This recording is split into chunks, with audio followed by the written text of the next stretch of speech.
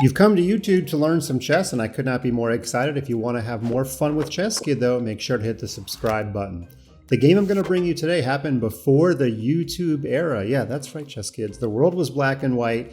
Cars went 20 miles an hour at most, and Magnus Carlsen was 9 years old. This is actually his first ever win in a tournament that I can find. I went deep in my vault, and unless Magnus has me over to his house in Norway and shows me some secret score sheet, I think this is the first ever win from Magnus. The year, 1999. Again, Magnus was only 9 years old. He was playing black, and he actually showed some pretty interesting ideas in this game. Not everything is going to be perfect, but, you know, everybody has to have their first win somehow. He's playing a pretty reasonable dragon opening. Wouldn't that be cool if he played the dragon today?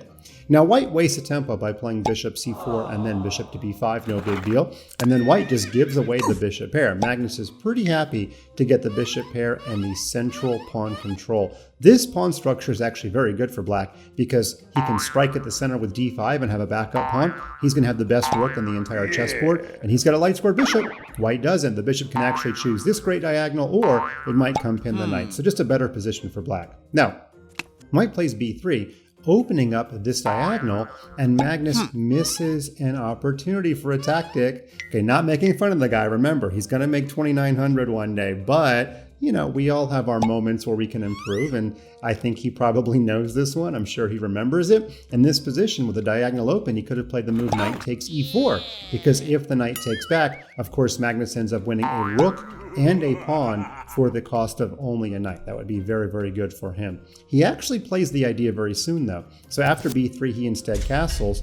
And now after bishop to e3, now he plays knight takes e4, which is a lot more suspicious because he's going to have to lose the bishop in the process. The game might still be about equal, but it's certainly not a winning move. White should definitely take, though, and make Magnus give up the bishop for the rook. However, it is possible that Magnus would have played some sort of crazy in-between move like queen a5. Is that possible? And if the bishop runs back to save itself, then Magnus could capture the rook for free because white's bishop would block the queen's protection of the rook. Or if white's queen moved to c1, now the white queen is overworked trying to guard the rook and the bishop.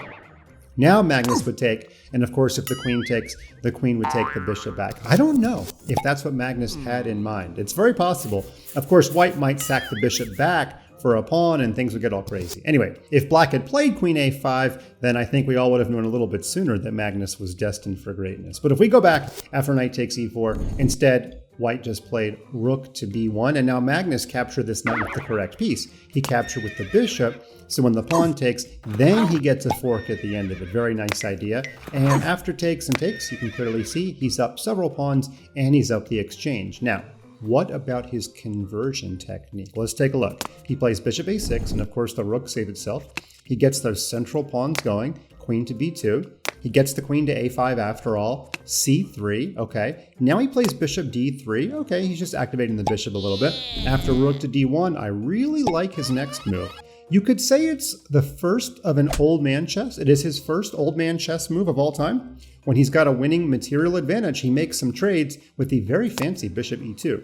Now, of course, if you move the rook, I take the knight, I open up your king, and I trade minor pieces. And if you take with the queen, which is what white did, that leaves this bishop able to be captured, and it's just a fancy trade. Now, it's true, Magnus does lose the most important of his center pawns.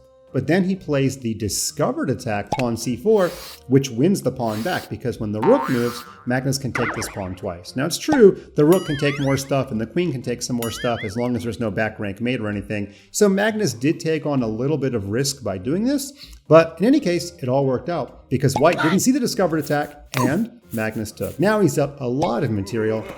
Let's take a look at more old man chess. In fact, he's going to get a lot of old man points from me because after the move rook to f4, he ends up taking this knight in a couple of turns. Now again, remember, Magnus is 9 years old. He probably didn't understand that f6 just won the knight. Or maybe he crossed paths with me some point and he knew he didn't have my written permission to move the f-pawn. You guys think so? No, I don't think I was in Norway this long ago. In any case, he pretended to double rooks, and after the queen moved, he decided, you know what? I'm up so much material, I can just give some back. Now, he missed an old man opportunity. He could have played queen check, forced the queen back, made some queen trades, and then just won with his extra rook. But of course, taking the pawn is fine. And now in this position, I really would have played old man chess and played queen e1 check, which again forces the queen trade. He does have the right idea in mind though. He didn't go grabbing more pawns on the queen side. Instead, he did offer a trade, he just didn't force a trade. Now white ran away, and there's always this chance that white could create some sort of perpetual check against the king, but Magnus does not let that happen. We're just going to play the rest of the moves because pretty much anything wins for black until we get to one position that I want to show you, which is this position. And Magnus missed 3 different mates. Can you believe it? Any queen move to the 3rd rank wins. This one's the most obvious, but if you want to be fancy and go here, or go here, they all win. Now I can't go making fun of the young man because in my video on ChessKid on how the queen moves, I actually made a mistake too. So I guess I'm in good company. Of course, what he played is totally fine, which is queen f2 because white has no checks on the black king. And in this position, yeah, he's got more mate in ones, but he's got his sights set on a particular mate. I would, of course, put the queen here or the queen here, both of which are mate. But he's going for a particular mate.